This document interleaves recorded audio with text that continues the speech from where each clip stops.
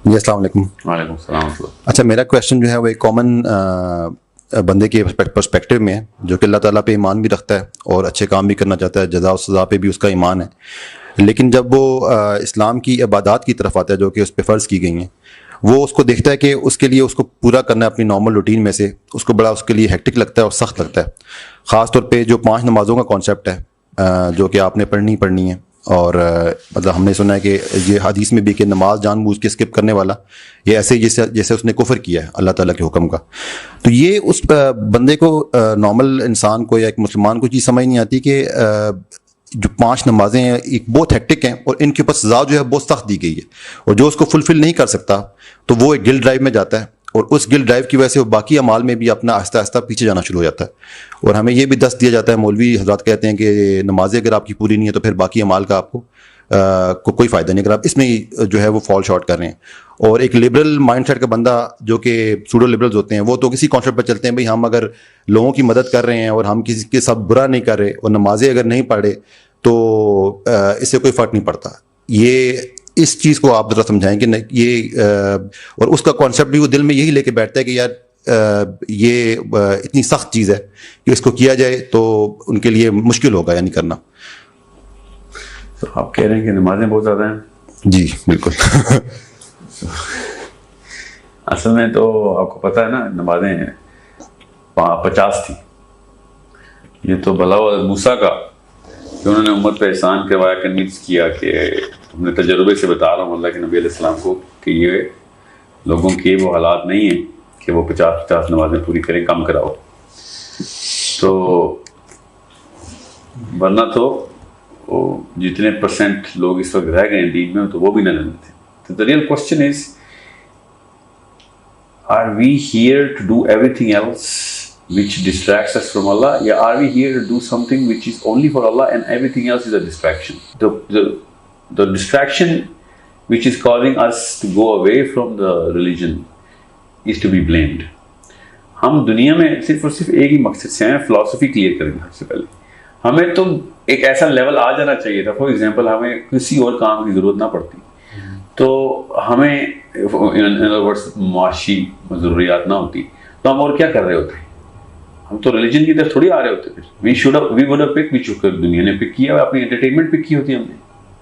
सो जो शख्स नमाजें नहीं पढ़ा, ये मैं मानने से कासिर हूं कि उसके पास वक्त नहीं है, एक्चुअली उसका फोकस टुवर्ड्स रिलीजन नहीं है। ये तो हो ही नहीं सकता ना कि इंसान 24 घंटे काम करता हो, और ओवरऑल अगर आप टाइम देखें ना टोटल नमाजों में लगता कितना है, तो वो मैक्सिमम 35 मिनट स्लो टोन में 5 जो जितने भी फराइज पूरे करेगा ना तो एक दिन के पूरे होते हैं। So YouTube की videos या movies and all of those people, whoever are actually saying that they're so busy, they're actually busy in mostly entertaining themselves. I'm not blaming कि वो और भी काम करते हैं जो कि बहुत जरूरी है उनके पैसे कमाने के लिए। So the real question is, why are we on this planet? We should have been asking for more prayers, ताकि हमारे पास टाइम ही ना बचता और हम अल्लाह ताला से कहते हैं पैसे कहाँ से बनाते हैं? अल्लाह आपने जिम्मा लिया पैसों का, हम तो नमाज़ ही पढ़ते रहे खाली। समझ रहे? We in other words जिस तरफ जाना था उसके बिल्कुल ऑपोजिट तरफ जाके कंप्लेन करें नमाज। अगर यही काम अल्लाह ताला ने कोई मजेदार सा दिया होता ना हमें, you know what I'm saying, तो हमने पूरी तरीके से इसको फुलफिल करना था, इससे कोई सेल्फ सेटिस्फेक्शन आ रही होती है हमें। तो we are only complaining about prayers because हमें कोई माशी फायदा या कोई ऐसी लज्जत नहीं आ रही जो कि जिस्मानी सतह पे हमसे फुलफिल होनी, और शुक्र है नहीं आ रही, वरना मोमिन और गैर मोमिन फर्क ही नहीं पता चलना था। ये चीजें, हालांकि इसमें कोई तकलीफ भी नहीं हो रही, अगर नमाज में कोई तकलीफ होती ना तो फिर तो बहुत ही क्लियर फर्क पता चल रहा था मोमिन और गैर मोमिन का, कि लोग अपने आप को तकलीफ में डालते हैं। और ऐसे काफी मजाहिब हैं, जैसे हिंदुइज्म है और भी बड़े, जैसे पहले ईसाइयत में जो रहबानियत का कॉन्सेप्ट था, 20-30 साल के लिए निकल जाना अपने आप को दरख्तों से बांधना महीनों के लिए, ये उस टाइम ये तो शुक्र है अल्लाह ताला ने हमें इस शरीयत में सख्ती से मना किया कि अपने आप जिस्मानी तकलीफ में मत डालो। अदरवाइज मेरे ख्याल से फिलॉसफी के लिहाज से तो अपने आप को अल्लाह की तरफ जाने के लिए कोई ना कोई कुर्बानी देनी चाहिए थी हमें, और नमाज तो कोई कुर्बानी है ही नहीं। ये बहुत ही बुरा लेवल हो चुका है हमारा, गिर चुके हैं हम कि हमें फजर की नमाज एक तकलीफ का आंसर देती है। हालांकि जो लोग फजर की नमाज पढ़ते हैं उनको पता है कि उसके बाद उनका दिन मुअत्तर होता है कि यार ये तो बहुत ही कोई खूबसूरत वक्त है जिसके ऊपर हमें उठाया गया। और अब तो दुनिया के सारे बंदे सुबह के वक्त मेडिटेशन और 7 o'clock 5 o'clock 4 o'clock की रूटीन में आए हुए हैं, जो कि बिजनेस ट्रेनिंग के दौरान पता चलता है कि meditation eight morning and luckiest are those people who got to see the whole day। ये तो हम वैसे तो गधों की तरह बिस्तर पे पड़े रहते हैं और वो नहीं उठ सक रहे, इसको हम जिस्मानी तकलीफ कह रहे हैं। Even though if we had any sort of a pleasure element, we would have been praying 20 prayers a day। Since we don't get it, thank God we don't get it, तो हमें अब एटलीस्ट ये फर्क करना आसान हो रहा है कि यार ये एटलीस्ट सिंसियर तो है अल्लाह की तरफ, अपने पर्पस से तो क्लियर है। क्योंकि दुनिया में हम अल्लाह ताला के क्लोजनेस के लिए आए हुए हैं, और जितना मर्जी लोग बिजी होना कि मैंने अरबों खरबों बनाने, उसके बाद वो वापस डिप्रेशन में जाके फिर अपनी स्पिरिचुअलिटी पूरी करने की कोशिश कर रहे होते हैं। So if you look at the big picture you will see कि बिजीनेस के बाद भी स्पिरिचुअलिटी की ही डिमांड है, चाहे वो बिल गेट्स हो, स्टीव जॉब हो, जितने मर्जी बिलियनर्स हो। उसके बाद वो कहते हैं कि यार सब कुछ ले लिया, उसके बाद भी हमें अभी तक हॉलोनेस खत्म नहीं हुई। और एक आम सा नमाजी, उसको सारी उम्र हॉलोनेस नहीं होती, बिकॉज वो शुरू से अल्लाह ताला से कनेक्ट करता है। और ये भी कम रहता है क्योंकि नमाजों की हमें पता है ना हमें क्या रूटीन, सोच दुनिया रहे होते हैं ना। वो एक वाकया आपको पता ना, एक बंदे का सोना गुम हो गया था, इमाम मालिक के पास आया कि पूरी जमीन में मैंने छुपाया था, खोद खाद दी, अब पूरे बेटोरे में सोना नहीं मिल रहा, कि पता नहीं कहाँ छुपाया। इमाम मालिक ने कहा 2 नफल पढ़। 2 नफल पढ़े, नफल के दौरान उठ के वापस आया, सलाम फेरे, कहता यहाँ याद आ गई है, क्योंकि नमाज के दौरान भी कोई और सोचें आती हैं हमें। So the real question is we are not actually satisfying the actual purpose of why prayer was given to us as a gift. Prayer was not given to us as a punishment. Once we find out that prayer was given to us as a gift, then we'll find out कि यार बाकी की सब चीजें जो हैं वो एक मेजर डिस्ट्रैक्शन तो है ही, बल्कि वो टोटल डेवस्टेशन कॉज करें हमारी। तो अगर जिस नहज पे दुनिया इस वक्त चल रही है ना, चलती रहेगी तो आपको पता चलेगा कि elite of the planet will start praying, not इस्लामी नमाज, मगर किसी ना किसी लिहाज से वो स्पिरिचुअलिटी की, मेडिटेशन की टेक्निक शुरू करेंगे।